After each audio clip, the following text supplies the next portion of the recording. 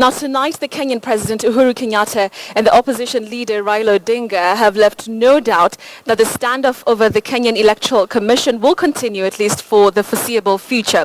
Uhuru has made it clear he will not give in to pressure to engage in dialogue outside Parliament, as court affirmed their protests outside IEBC offices will continue on Monday. Even religious leaders who met the president on the sidelines of the National Prayer Breakfast failed to convince him to reconsider. Well, Patrick Amimo begins our bulletin with that story.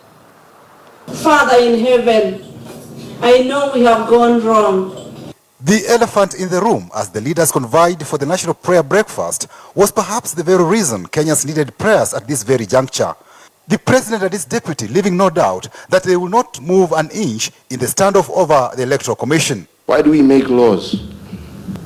We, as Kenyans, especially after having fought so hard for a new constitutional dispensation. That constitution is what shall outlive all of us sitting here. Let us go by its teachings and its readings and its preachings. The Kenyan opposition leader Raila Odinga says he made a deal with President Uhuru Kenyatta on Tuesday at State House Nairobi over ending the IEBC standoff. It would appear leaders are talking at cross purposes on the subject. State House insists no deal was free to have negotiations on electoral reforms held outside Parliament. We should be honest. It is what will make Kenya great when we are honest. In all our transactions, in whatever we say. So, I'm sure we will figure it out. We will figure out how this is going to move forward. And Jude was here talking about God giving us a way forward on this issue of IEBC. God gave us a way forward when he helped us put a new constitution in place. Lakini hii ya IEBC, Mungu amemaliza, someni katiba. Na hakuna mambo mengine na itakuwa.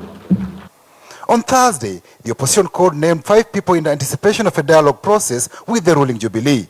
Deputy President William Ruto has scoffed at the list. I had an engagement with some friends from Parliament.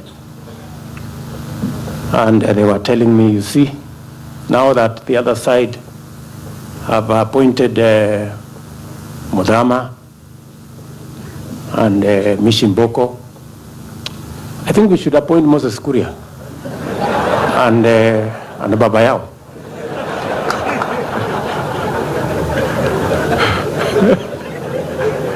You know, if it wasn't a serious thing, it would be hilarious, actually.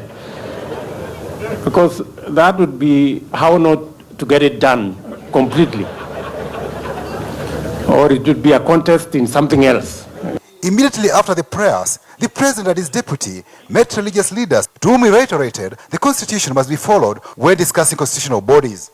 A statement from the President's press unit on the closed-door discussions says Uhuru was happy that the Legal and Constitutional Affairs Committee of Parliament was ready to start sitting and hearing the views of Kenyans.